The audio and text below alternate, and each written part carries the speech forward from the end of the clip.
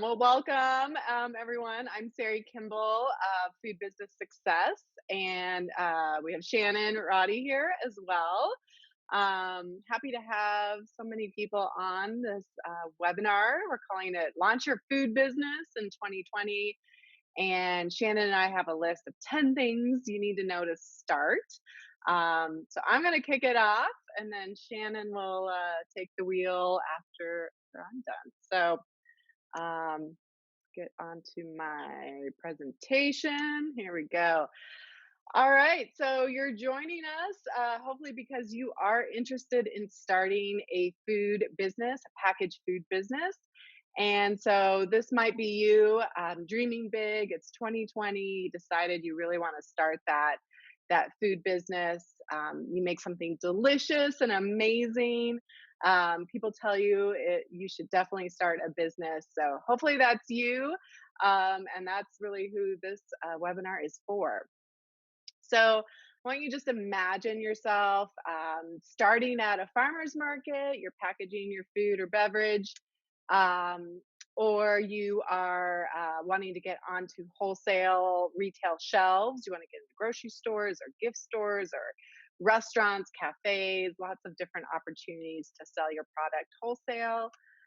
Or maybe you want to be like Brady here and really work on an e-commerce strategy, whether it's your own store or getting onto Amazon, which we're definitely going to talk some more about in this webinar, 'cause that's Shannon's specialty. All right, so I really believe, and I know Shannon believes, that this is the right time to start a packaged food business. The demand is there by consumers. People are wanting more transparency. People are wanting better products, better forest products. They're open to trying new flavors, open to a lot of new things. The technology is there, which we'll talk more about, which, there was a time when this was a lot harder of a process, but that also means that the market is more saturated. And so making sure the tools and getting the resources that can help you start. And then really low cost to entry. Of course, it all is product dependent, but generally speaking, starting a food business nowadays is a much lower cost to entry. There's things like commissary kitchens or even cottage food laws that make entry level really easy and low cost. So just quickly, a little bit about me. I'm Sari Kimbell. I have over 15 years in the food industry, from restaurants to wholesale, grocery store, making my own products. So I did do wholesale sales first into grocery stores and restaurants. Then I transitioned to Whole Foods Market and was there for over 4 years. It's always been my mission to help small local producers get on the shelves and off the shelves at Whole Foods Market. I've tried being a food business entrepreneur and learned a ton from my own experience. So I've been in your shoes. I managed a commissary kitchen as well and really saw where there were a lot of pain points for food business entrepreneurs. Started Sari Kimbell Consulting out of that, knowing I really wanted to help packaged food businesses start and grow and become profitable. So I work one on one with clients as well. And then I also started Food Business Success just last year in 2019. Crazy that was just last year, but here we are in 2020, and really meant to help food business entrepreneurs from around the country get started and grow that profitable food business. All right, so we're going to jump into our top 10 things you need to know. So I'm going to take the first five and then I'll turn it over to Shannon. So the number one, first thing is deciding on your sales channels. So there's a couple of options that you can go with. We can talk about the in real life, the IRL, right? So you have direct to consumer, which could be farmers markets. It could be one-on-one direct orders. So you're interacting with people directly in their human form. So that could be one sales channel. You could also be getting onto grocery store shelves, like I mentioned, or cafes, restaurants, but you're selling wholesale. and then somebody else is in turn selling your product for you. So it's kind of a quality over a quantity relationship. Those are the differences. Um, you also can choose to be self-distributed or go with what's called a distributor when you start going into wholesale. So lots of options there. And then the virtual sales channels being a native e-commerce website, or going into marketplaces like Amazon, and there are other ones as well, specifically for food. I'm sure I recommend, and I'm sure Shannon does too, a mixed channel strategy. So not sinking everything into one boat, but trying to get your products in different places. So if one takes a dive or has some changes, that you always have multiple channels going at the same time. Um, but that said, it's okay to start with one and then grow into it. But I do like people to have kind of a longer term 3-year plan. Maybe your goal is just to be at farmers markets, and that's great.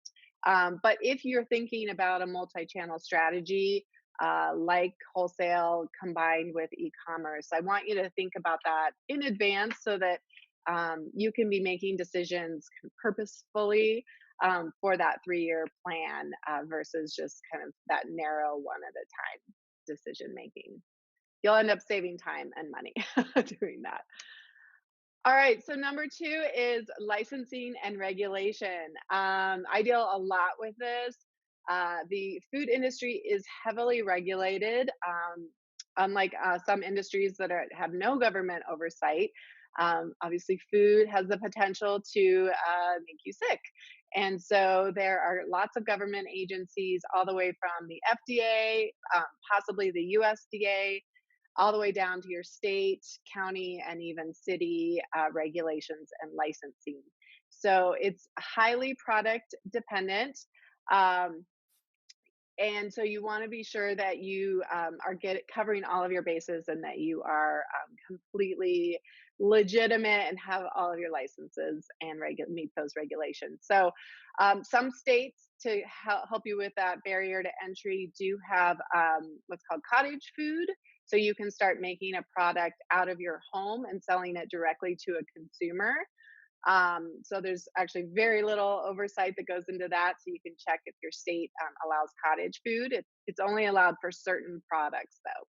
Otherwise, you're going to need to be operating with a full license from your state or your county, depending on the product. You're going to need to be working out of a commissary, what's called a commissary kitchen or a commercial kitchen. And you're going to need to meet all of the FDA food safety obligations, as well as labeling and packaging. So getting into that, I just want to be sure I'm reviewing my notes, make sure I talked about everything. So when we talk about labels, super important that that you are meeting the FDA regulations. While a label, what we're going to talk about branding next, a label should be pretty and eye-catching. There are a lot of things that need to be on this label per the FDA. And they're going to regulate everything from that nutrition facts panel to the ingredients, the manufacturing, if you're making health claims, what you can and can't say. So I highly, highly recommend that you get someone, especially when you're starting to go into wholesale and online, that you get somebody to review those your labels and make sure that they are FDA compliant. So licensing and regulations are a big deal, and this is where I definitely recommend that you get some expert help and check out your resources. A lot of people assume that they have done it right, and generally speaking, if they've only done it themselves, they have definitely missed something there. So number three I want to talk about is branding. So again, your label or your package is an opportunity to communicate your brand to people. Like I said, you do have FDA obligations. And then beyond that, your label and your entire brand is an opportunity to reach your customer base. So I call it the 3 C's. We want to captivate people. So if you're at a farmer's market, you get a chance to have that one-on-one conversation with people. You can get them over with samples and some fun signage. But when you're in a grocery store or an online setting, I mean, your packaging and your labeling is your one and only shot to really to get people over to your product. So I call it, like I said, the three C's, where you captivate. You want to get people to pick your product up off the shelf, or click on it online, and that's where you're going to really communicate as much as you can visually about what makes your product stand out, who you're speaking to. And you really want a cohesive brand. You don't want to be mixing and matching colors and fonts. You want things to be really clean. And I always talk about really getting in touch with your target customer. If you try to be everything to everyone, you're gonna talk to no one. So it's actually better to be really specific and be speaking to who you really believe this product is for, and get really dialed in on that. So this is a great example of a client of mine where we finalized their packaging. You can see we're very consistent across the brand. You're going to need, if you're going into wholesale, you'll need a sell sheet like this. There's lots of things that you're going to put on Amazon or your website, but having a really beautiful, consistent brand is super important.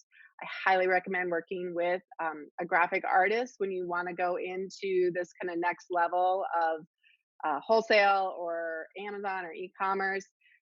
Somebody who does work with packaged food with labels and understands that it's both an FDA obligation as well as your marketing and messaging. Your brand is also you and your vision and your values. It's your social media. So again, being really, really consistent. I love Rachel here. Has a kombucha company, Life's a Booch, and her marketing, social media, her branding is just so consistent and spot on, and she knows exactly who she's talking to. So I know Shannon's going to talk more about social media, but I love going out and just following people who are doing a great job and kind of modeling what you're doing after them. So, branding is everything that you're communicating to your customer. I like to say your brand has a personality, and so if I were to meet them at a cocktail party or on the street, who would I be meeting when I meet Waltzing Kangaroo or Life's a Booch, right? And so they're always speaking to their customer um, in their vocabulary, in their tone, in their images, all that great stuff. All right, so moving right along to pricing.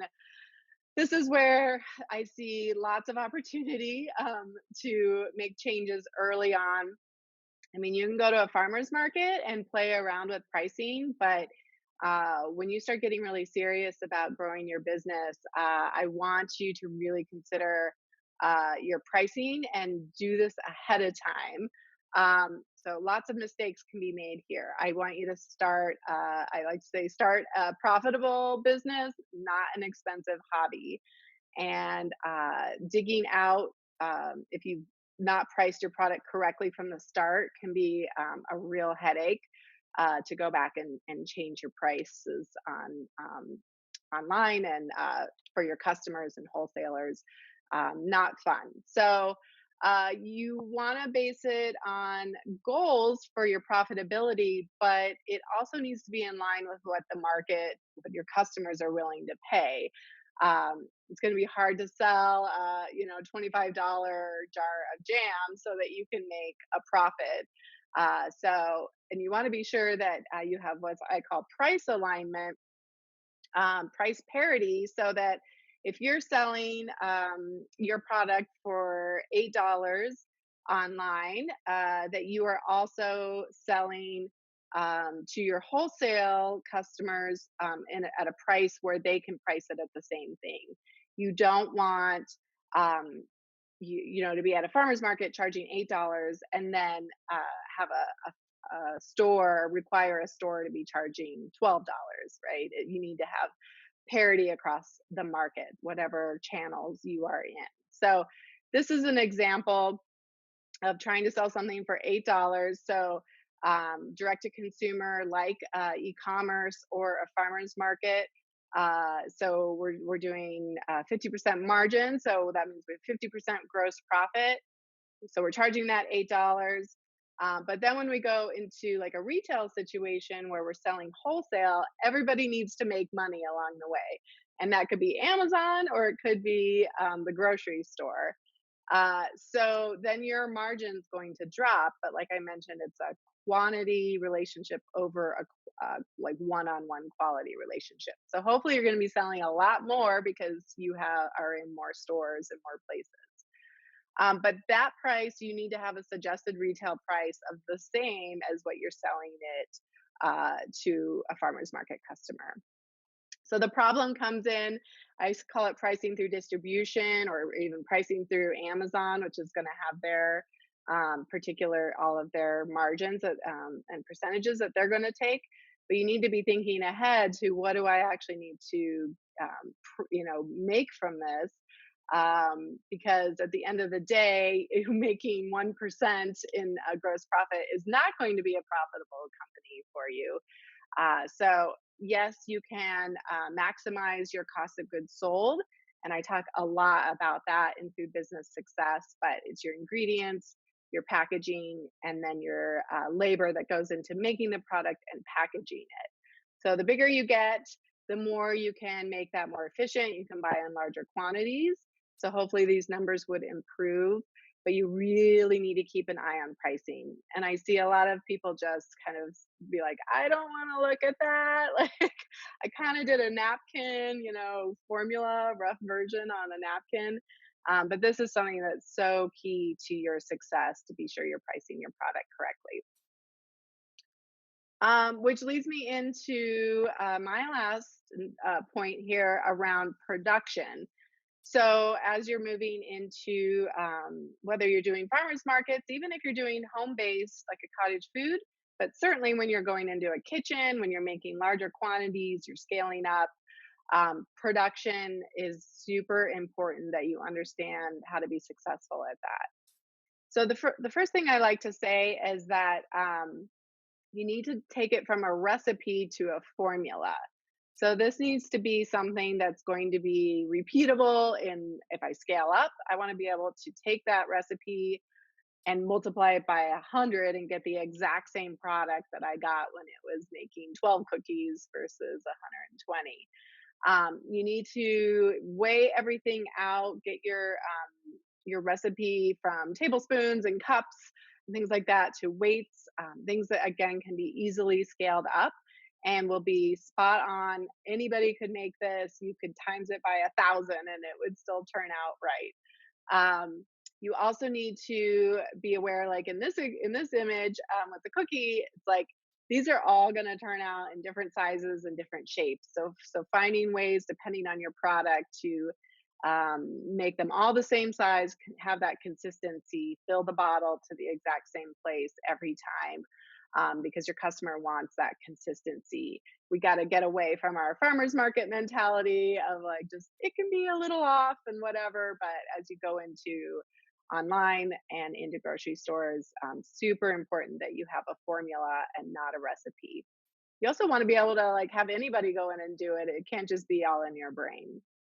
The other thing, going into a kitchen and even setting up your home kitchen to be really efficient, to have the equipment, to be utilizing some help, bring in people to help you so that you can crunch as much as you can into your kitchen time that you're paying for and get really, really efficient with that. Um, and looking at what kind of equipment, especially as you scale up, even if you're just buying one thing at a time, but can you buy a bottler or can you find a kitchen that has a bottler if you're making a sauce or a beverage? Can you buy a label adhesive, like something that's going to help you get labels on there and keep them straight and make it a lot faster to get your labels on, or a lid, it's going to pop the lid on, those kind of things. So anything you can do to make your kitchen time, your production time much more efficient is super key to being successful.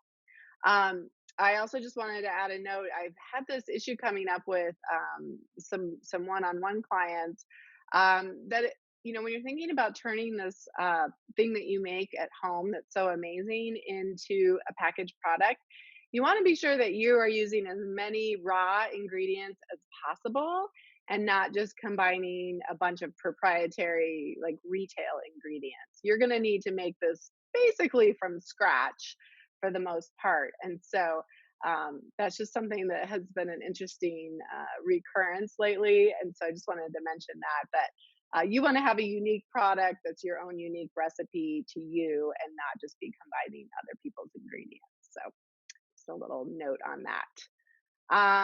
So I think that is my section. So I'm going to turn it over to Shannon, and I'll pick up the. Oh, he's taking remote control. Okay, good. All right. Oh, approve. There you Fantastic. go. Well, I learned a lot. So if I decide to start my food brand, I'll be halfway there. Um, awesome. Thanks so much, Sari. So what we're going to do, yeah, let me go back.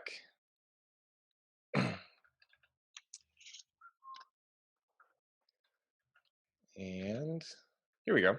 So as Sari mentioned, my name is Shannon Roddy, and I'm the founder of Marketplace Seller Courses. And I've primarily been doing Amazon and e-commerce consulting for the past 7 years. Founder of Marketplace Seller Courses. This is a little outdated. I've worked with over 90 brands at this point who were looking to launch, grow, protect their brand on Amazon. We've helped with over 30 number one new releases, 30 Amazon choice products, and 4 number one bestsellers. So really understanding the Amazon platform, what makes it work. And interestingly enough, out of that 90 companies that worked with, about 30 were food brands. So probably, I think the second company that I worked with was a food brand. And it was a lot of word of mouth referrals. One person heard about it. We got known in the food space. And so being able to build that up, there's a lot of specifics to food brands. And so I'm going to go through those in the presentation a little bit here today. So that said, let's see if I can go to my next slide. If it's going to give me problems. There we go. So the question that we want to talk about is UPC codes. So a UPC code is a universal product code. It's also known as a GTIN. And GS1 is the official distributor of UPC codes. And so they have different branches essentially. So GS1 US is the distributor of UPC codes in the US. And you can see in the example here that every UPC code is assigned a company prefix, and that identifies who owns that UPC code. This is very helpful for in the event of a recall. If there were ever to happen, they could look up a product and be able to know exactly who manufactured that product. It's also essential for going into and expanding into retail, because in many cases, they will require that you be the company of record registered with GS1. So GS1 UPC codes certainly very critical in that regard. Here's why you need GS1 UPC codes. Number one is it provides a unique product ID that is going to be universal across all of your retailers, all of your distributors, on all of your e-commerce channels. Everybody's going to use different SKUs, stock keeping unit, to identify your product within their systems, but the UPC code is going to be the one consistent product ID that everybody is going to use and refer to. As I mentioned, it can be really essential for retail and online expansion. So you might be starting off, as Sari mentioned, in a farmer's market, and you're just using your little cash register, you're just taking cash, that sort of thing. Once you get into the retail level, they're going to want the barcode so that they can scan the product at checkout and have that expansion. Specifically for Amazon, it helps with brand registry and detail page control. And what I mean by that is when you register your brand, we'll talk about that in a minute with your trademark. But when you register your brand with Amazon, Amazon's going to ask if you have UPC codes, GS1 UPC codes. And oftentimes, if you need to make a change on your Amazon listing, Amazon will say, okay, show us the page on your website with this product and make sure that it has the UPC code on the page, and then we'll make the change in the update. And if you don't have that and you can't provide that, Amazon's not going to make the change or allow you to make the change. So understand that UPC codes are essential for your growth and expansion. and actually not that hard to get. Oh, it's jumping on me. Let's see if I can go back. All right, here we go. So one of the things to know is GS1 has taken great steps over the last several years. It used to be, like a $2,500, $5,000 buy-in to get UPC codes. They've made it more accessible and more affordable, especially for smaller companies, startups, and they're really working with smaller brands to get started, making it easier and more cost-effective to get official GS1 UPC codes for their products. So as you can see, if you just got a couple products that you want to start off, you can get 10 UPC codes for only $250 with an annual $50 renewal fee. Again, those prices might change. You can check on the GS1 website, but as of right now, those are current. Unbelievably cost effective for launching a small product line and making sure that you have those UPC codes in place. Okay, so quick summary for UPC codes. Amazon validates GS1 UPC codes. So again, when you submit your initial listings to Amazon, they're going to make sure that those UPC codes are accurate, and they will check that on the GS1 database. GS1 UPC codes will again help control your detail page on Amazon to make sure that the images that you provide, the copy that you provide, A+ content that you provide, that's accurate. And they are the best way to create a new listing for Amazon. So I'll mention this sort of as an aside. You can get what's called UPC exemption. So you're like, well, I don't have UPC codes yet, but I want to get my product on Amazon. You can request UPC exemption and list it without a UPC code, but I do not recommend that. Make the investment to get UPC codes. It's the best way to create that detail page and control it on Amazon. Okay, trademarks. So some of you guys think, I don't know if I need a trademark. I want to tell you a quick personal story about this. My dad worked for a company for 15 years, and they never trademarked their company name. And what happened was another company came along after that time and said, we own the trademark on your brand, and you have to change your company name. So after 15 years of being in business, they had to change everything. They had to get new business cards, new letterhead, everything on legal documentation with their company name. They had to change all of their branding and marketing materials, all of their signage. The cost that went into that was magnificent, or I should say ridiculous. And so again, making the investment ahead of time to protect your brand name, that is really, I mean, your brand, that's the most important thing that you have, is so critical and so vital, and absolutely critical to get started sooner rather than later. Now, the benefits on Amazon are twofold. You can register your brand. If you have a registered trademark, you can register your brand with Amazon, called Amazon Brand Registry. And it provides two things that you can do. One is detail page control. We talked about that, making sure that the content that you provide is the content that displays to customers when they're looking at your product. The second thing you can do is trademark enforcement. So to make sure that nobody else is using your trademark in their product descriptions or titles. Sometimes people do it unknowingly. They just know that a lot of people are searching for this term and they'll include it in their listings. But what that means is they're essentially diverting traffic or stealing traffic from your brands and products. So it gives you detail page control and trademark enforcement. But there's also some other really great free benefits that Amazon gives you. And the first is called A+ content. So typically without a registered trademark, you just have a little block of text that you can do. And again, we've got sort of a download or template that you can use to be able to put a little HTML, some bold headers, and break it up a little bit. But you can't do any images or anything anywhere close to the A+ content. And that A+ content is going to increase conversion rates and thus increase sales by 5 to 15%. So it's really significant, absolutely free, but you've got to have a registered trademark in order to get it. Similarly, we also have brand ads, which really is considered prime real estate. So if you do a search on Amazon, one of the first things you will typically see is this sort of brand ad at the top. You typically have a logo. You've got a little bit of copy that you can do, maybe a unique value proposition that sort of is a call to action about your brand or your company. And then you can list 3 of your primary products for each brand ad. So you're getting top placement for your brand on Amazon search result, The very first thing that shows up above any other sponsored product listings, absolutely free to utilize that service. You have to pay for the cost per clicks, but again, you have to have a registered trademark to do it. The last part is copyright enforcement. So if, again, as you expand and grow your food business, one of the things you're going to run into is distribution enforcement. We'll get to that in a little bit later, but you're going to find other people who buy your product either wholesale or through a distributor and turn it around and want to sell it on Amazon because it's great and easy money for them.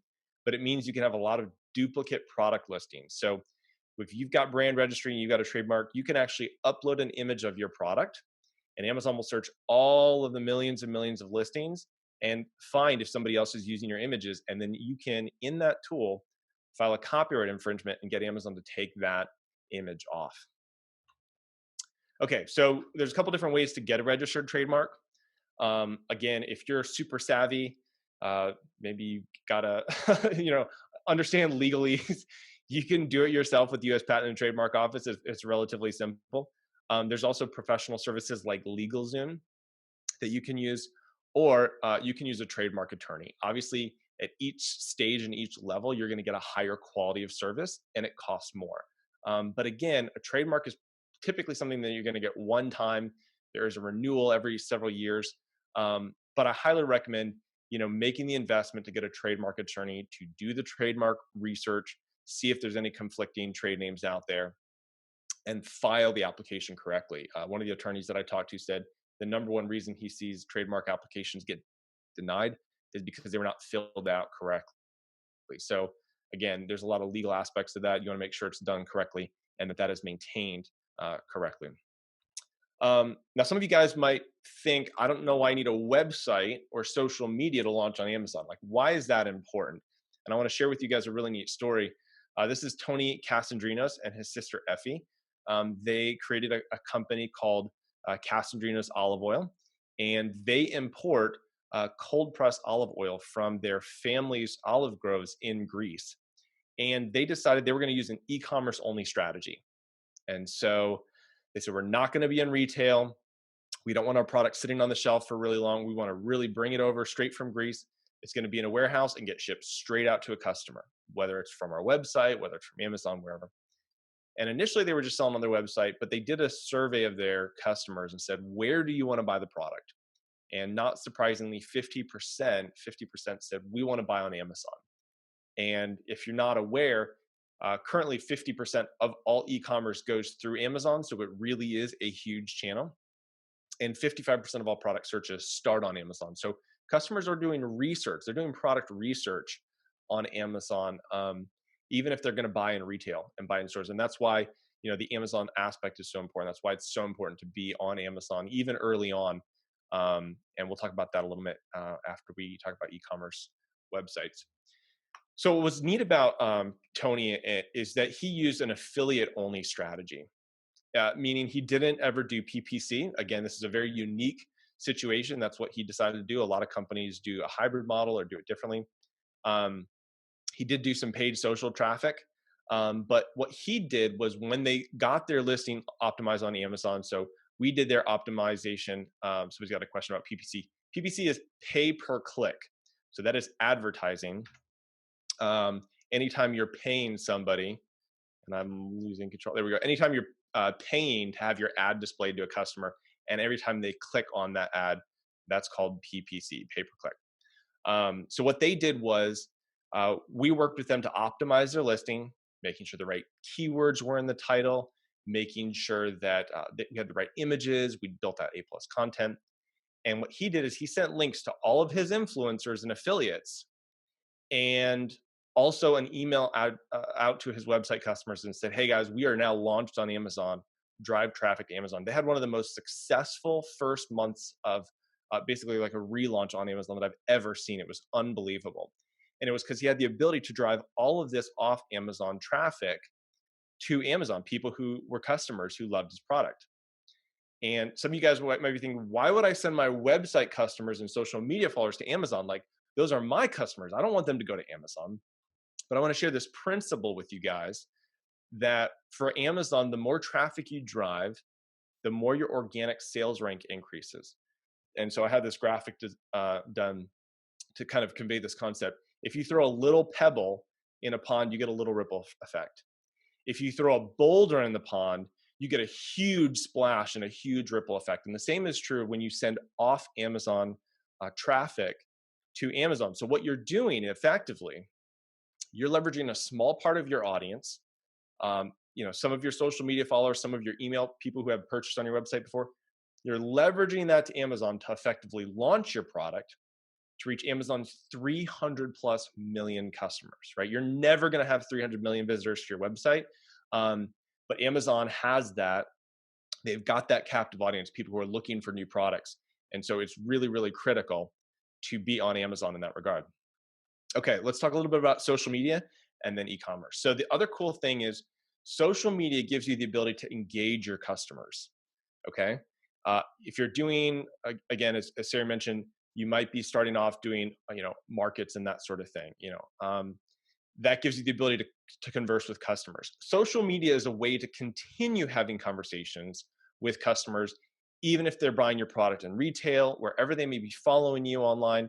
It gives you the ability to create that conversation, to build rapport, and to really understand and learn who your target audience is. In fact, a lot of brands may discover that who they thought their target audience was not actually their target audience. It was actually different, or expanded. And so being able to learn about the demographics of your audience through social media, it also gives you the capability to understand their needs. What do your customers like about your products? What are they enjoying? What do they not like? If you give them that direct conversation opportunity through social media, they will use that. And it gives you the ability to really engage and keep that personal relationship, that you might have at a food market once you grow to, a national level. Social media allows you to retain that. The last thing, as I mentioned, to looking at, food influencers and affiliates, is a lot of those food influencers and affiliates are online. They're on social media. So Tony and I did a webinar, a podcast that'll be launching in a couple weeks, where he talks about how he found his first affiliates. And the first thing he did was he started going after people and engaging with people who were following him and saying, hey, I see that you're following us. What do you like about Casamarinos olive oil? And you start those conversations. And it didn't matter if they had just an audience of a couple hundred, a couple thousand. Anybody who wanted to be an affiliate, he would send them a free bottle of olive oil, and they would promote the product. They would, demo it. They would just do a product review, take photos of themselves using it, video. And that gave him this exponential reach that every time he did that, he got a bigger audience, more followers, and then he'd reach out to them and re-engage. So there's an incredible opportunity to build and grow. Very grassroots. It's very cost effective. Instagram is obviously number one for this. Facebook probably number two. But it's a great way to organically grow without having to spend hundreds or thousands of dollars on social media to do that.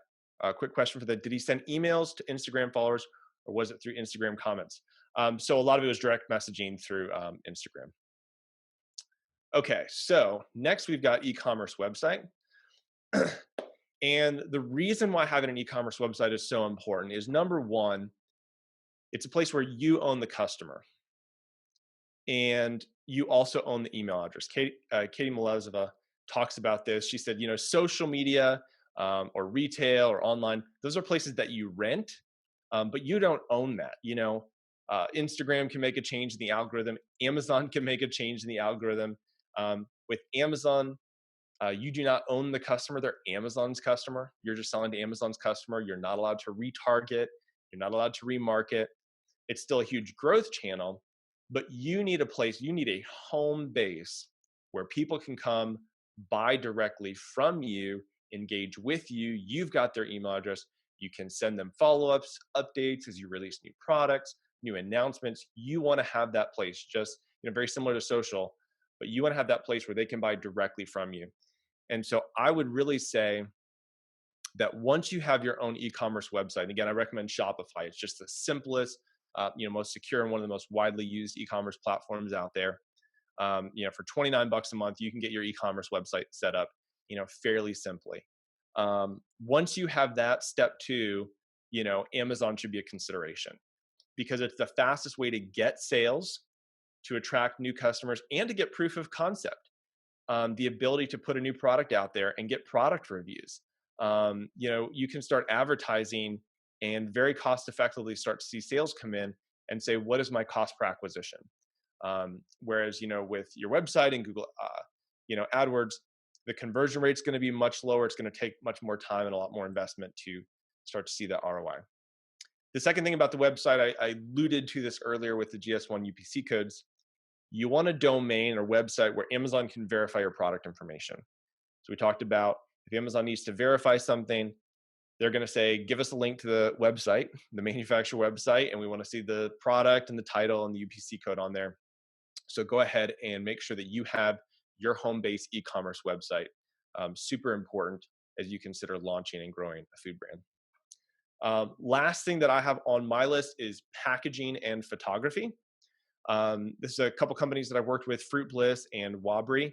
Wabri is an amazing company. She makes these gluten-free, all natural organic fruit syrups. I love the brand story. Is that her son could not pronounce the word strawberry, so he would just say Wabri.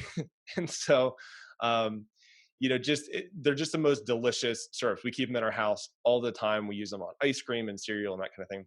But you can see what she's done with the packaging and getting good quality product photography to really help it pop and stand out. And same with Fruit Bliss. Again, the deliciousness of the product should really be exemplified and shown through that product packaging.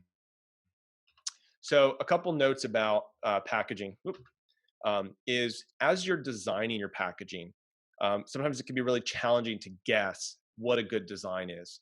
And there's a great resource called PickFoo, and we've got a link to it on our website, but you can check out PickFoo. And what's cool about it is you can have a couple graphic designers, or if you have a graphic designer, do a couple different options of packaging, potential packaging. You can actually put those on PickFoo and do a poll, do a survey of actual Amazon customers and A/B test and have them vote on which packaging they like better.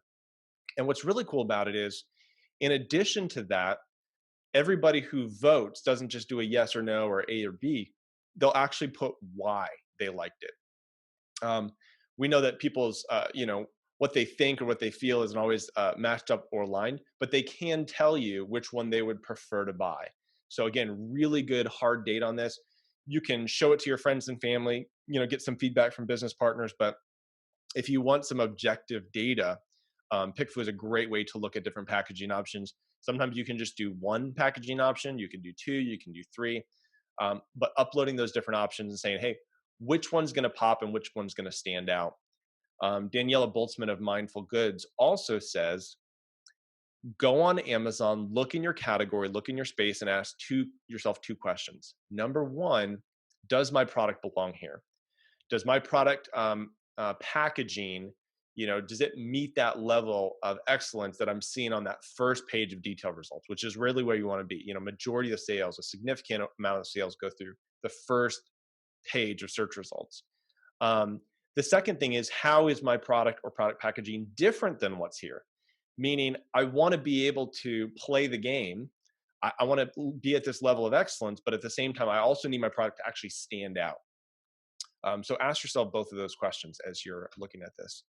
I also want to mention ePack. They're a flexible packaging company.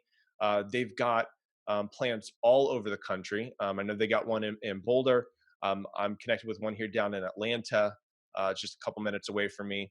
And what's really cool about ePack is they do digital package printing, which means they can do a much smaller run. And the time frame it goes from, what would typically be a couple months to do, regular package printing to a few weeks. They can do short runs, small runs of digital package printing. This makes it very accessible. As Sari mentioned, the cost of entry, the barrier of entry is getting much lower. So you've got the ability to hire a great graphic designer. If you don't have somebody in-house, go to FreeUp. And, they can pair you with a graphic designer who's going to be a long-term, partner with your brand as a contractor. and design really beautiful packaging. As Sarah mentioned, again, make sure you've also got all the nutritional information and FDA regulation information on that packaging. But design really beautiful packaging, and then find a company like ePact that's going to be able to print that for you, short run, so you're not spending all of your budget on packaging that's going to sit in a warehouse for a couple of years. So really cool resource there. The last one I want to mention is Upgraded Images. This is a company in Pasadena that I've been working with for the last 6 years. They do the most unbelievable high quality product photography. And you can see these two examples are both from their website. You imagine how difficult it would be to photograph both of these products. Amazon has very strict requirements. So they want the product to be on pure white background and fill at least 80% of the screen. Upgrade Images knows exactly how to get those product specs. They know exactly how to light it so that it's beautiful but not blown out. And that's the biggest challenge with food companies. How do you make it beautiful without blowing it out? And 9 times out of 10, you look at products, food products on Amazon, you could sort of like see the gray in the sides where, we didn't quite get it perfect. They actually go in and digitally by hand cut out the background so that it's perfectly lit, perfectly beautiful, but has that pure white background that Amazon likes to see. And it really does make the product pop. So again, resources available on our website. That said, if you guys are interested and want to learn, we've got a great free resource. It is a free 15-minute food brand course on launching your business into Amazon. We always focus on 3 aspects: launch, grow, and protect. So if you're interested in taking that, I can put that up in the chat in a minute. But basically, if you really want to understand what are all the things about Amazon that I don't know, just kind of want to be aware of high level, that's going to be able to give that to you. And I'm putting that in the links right now. So that is in the chat box, free sign up to be able to get access to that free 15-minute food brand course. And again, my contact information, I am blowing through these slides too fast. Here we go. My contact information is on this slide. Again, we'll send this out, Sari, with emails as well as a full replay. Did you do that or am I doing that? Let's go back. Here we go. And basically what we do is we offer Amazon courses, number 1. 2, we've got an Amazon podcast that just launched called The Marketplace Expert. If you want to get some great free insight and resources and information, highly recommend doing that.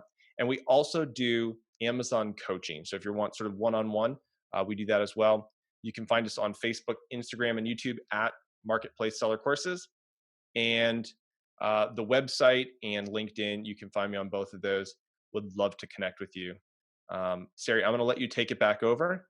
And I think there's a couple questions actually for you. All right. You've got a question about the 3 C's. They only got captivate. There we go. There we go. I was trying Back. to see and it kept all right, technology. Cool. Yes, I will jump in and answer some of those questions.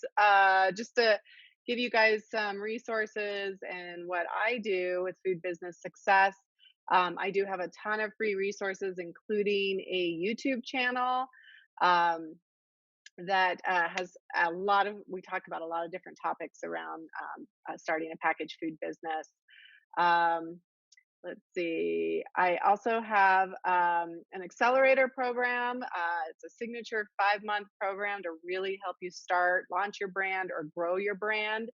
So that'll be opening very soon. So get on the wait list for that if you think you're at all interested in getting some help with your food brand. And you get a special bonus that's only available to people on the wait list. I also have a free farmers market masterclass. And then there's a course that goes along with that for mini courses, monthly membership. So some people just want to talk to me a couple times a month. Helps keep you accountable. It helps you moving forward. It gets your questions answered quickly. And then I also do those FDA label reviews that we talked about. So social media, all that good stuff. I'm going to put my link to the to my website in there, right in the chat as well. So yeah, we had questions. So that's a little bit about what I do. Um, so the three C's, when you're talking about your labels and really anything, your farmers market booth, your packaging. So Captivate gets the product in the person's hand, and then we want to connect with them. So that's where we put our information. It's non-GMO or it's organic ingredients, local. What stands out? What are people gonna really be like connect with your brand over, and then we're going to actually turn that into a sale. So I'm totally losing the other C right now. It'll Basically, come to you. If you don't think about it, it comes to you. I know, That's yeah. Basically, we're gonna convert. So they're gonna pick up the package, they're gonna look at it, they're gonna be like, "Yes, I want this." They're gonna put it in their cart, and we're gonna convert that into a sale. So those are basically the three C's that I talk about when we talk about your brand and your packaging and your farmers market booth or any however you're gonna communicate to your customers. All yeah. right. We got a question about do you have access to the companies you mentioned for graphics and photography through an email? So I'm going to put the link to Marketplace Seller Courses tools. And we can, again, when we send out we'll send up a follow-up email with a replay as well as links to basically everything that we mentioned to make it really simple for you guys. All of the tools that I mentioned, from Free Up, PickFoo, um, excuse me, and Upgrade Images, those are all on the Amazon Seller Tools link that I just put in the question answer. And we'll also add a link to EPAC, when we send out that email. But all great resources to follow up with for next steps. Again, I think the biggest, challenge that I see, Sari, is there's so many things to think about. And guys, look, as an entrepreneur, I get it. I've been there. I felt that overwhelm of like, there are 1,000 things that I need to do. And I want to challenge and encourage you guys with one simple principle that has helped me get to where I am, 8 years running my own company. And that is act like an ant. And it sounds like kind of a funny principle, but you'll never see an ant carry two things. They only carry one thing at a time. And then so like, if you've seen an ant farm, they will run over and pick up a piece of sand and then run it back, and then they'll run back and pick up another piece of sand and run it back. And this idea is that you've got probably 100 things that you need to do to successfully launch your food brand. We obviously can be resources and help you, but the goal is take it, break down all that information, and just do one thing at a time. All you need to do is focus on the next thing and just know this is the next thing I do. And once I do that, then I'm going to move on to this. Once I figure out my packaging, then I'm going to move on to building the e-commerce. Once I finish the e-commerce, I'm going to build on social media, and so just taking things one at a time is really my encouragement, especially if you're just getting started. Yeah, and I see the same thing. I think confusion and overwhelm really stop people because they're just like, I don't know what to do next. So I think, I really help to break the steps down. I know you do too, of like, what's the first thing? What's the second thing? And I think the most successful entrepreneurs are the people who do seek out some expertise, some help at the beginning, whatever your business model is. So we hope we're resources to you, and there's a lot more out there. But yeah, just do the next thing that you need to do. Yeah, we got a question. Do you help with Amazon Revenue Calculator and how to price your product for better margin? So the answer is yes. Once you go through the mini food brands course, you can connect with us through Facebook. We also have a free. I recommend going through the food ones first. We have a free intro to Amazon if you're not selling on Amazon yet. Walk through all of the pricing, all of the fees. Again, it's a totally free course, and using the FBA calculator to put in your product dimensions, your pricing, looking at shipping, and calculate all that out. So, great question. You definitely want to do that. I will mention something on profitability, and that is that typically selling singles of your product on Amazon gives you almost no profit margin. So there's sort of an aspect to consider here, and that is that you're going to be looking at doing multi-packs. So a 3-pack of a product is typically going to do way better than a one pack. And if you think about it, if you're running, again, as I said, Amazon advertising to a three pack that is $15 as opposed to a one pack that's $5, it's the same cost to get somebody to your product. But now all of a sudden you're selling three. Your average order value is higher, your profitability is higher, your margins are higher.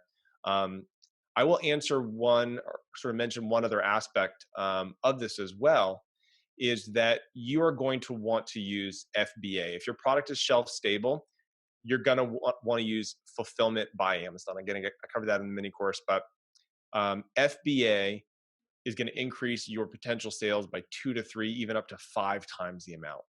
Really, really significant, as opposed to doing what's called merchant fulfilled, where you're listing your product and you're shipping your product directly to customers. In some cases, you have a product that can't be shipped to Amazon's FBA warehouses. Maybe it's a chocolate product, maybe it's a frozen product. And if you have a frozen product, don't discount Amazon. We've helped companies launch products that was frozen orange juice, a frozen baked brie. So if you have a way to ship it through your e-commerce website, if you have a way to ship it overnight to customers, you have a way to sell effectively on Amazon. And so just keep that in mind as well. Yeah, awesome. Well, I think both of us offer tons of free resources as well as mini courses and longer programs, different ways to work with us. Do we have any other questions that you guys have for this? If not, hit us up on Facebook, DM me on Instagram. We'll be there. Absolutely. Yes. Well, I hope that this was really helpful. I think Shannon and I make a good team because I don't deal with Amazon at all. That's just like a whole other world, but I can help you get it all set up all the way up to Amazon and then all about you. There you go. Go see Sari first. She'll pass you off. Thank you guys so much for joining us. I love having people on. Appreciate the questions and engagement. Do feel free to reach out. Use those free resources. We know how helpful they are. Absolutely welcome. And so again, if people don't have anything else, thank you guys so much for joining us. Yeah, thank you. Nice to see you again, Shannon. We'll see you Okay, you as soon. well, Sari.